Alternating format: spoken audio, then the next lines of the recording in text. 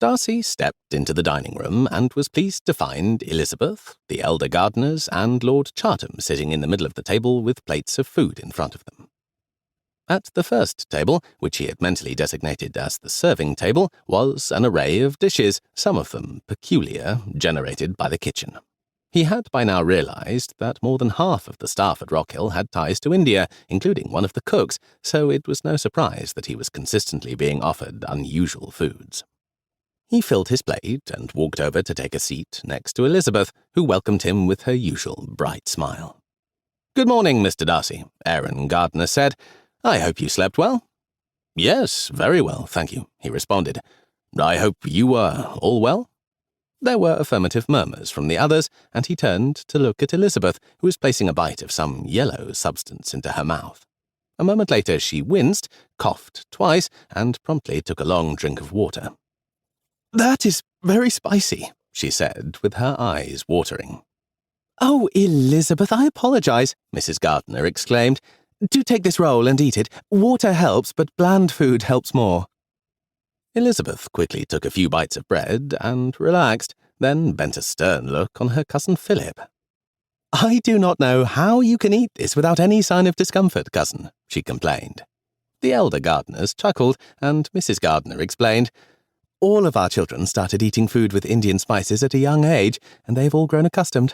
Erin is also an enthusiast of some of the spicy Indian foods. I am not." "I am not either," Elizabeth declared, wiping her eyes with her handkerchief, though she was smiling.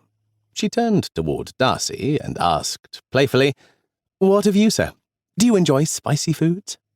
Darcy peered dubiously at the remaining portion of food on Elizabeth's plate, then had the spoonful of the same fare on his own plate. He rarely ate spicy foods, and was not certain whether he would like the dish or not, but he did not care to act the coward in front of the woman he loved. He looked at Elizabeth, then at the Gardiners, who were watching him curiously. He set his jaw, and then bravely took a substantial bite of the food. He immediately regretted his bold act.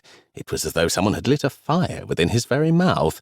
He swallowed, which also proved to be a mistake, for now the fire was spreading throughout his body from his throat and stomach, and he groped blindly through abruptly tear-filled eyes for his water-glass.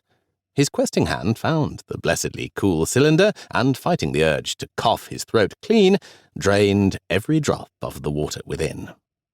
With Mrs. Gardiner's advice in mind, he seized the last roll from the plate in the center of the table with only a bare minimum of decorum, devouring it rapidly.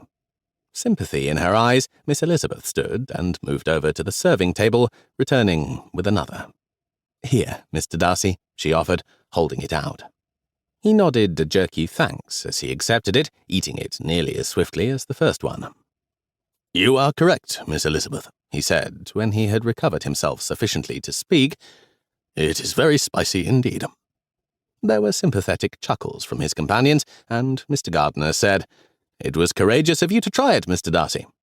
"Brave or foolish, I am not certain which is the best word for the occasion," Darcy returned with a grin.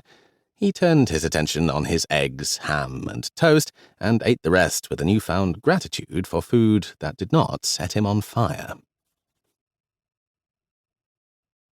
To keep listening to this audiobook, I've left you a link in the description so you can do it, at no cost thanks to Audible's 30-day free trial.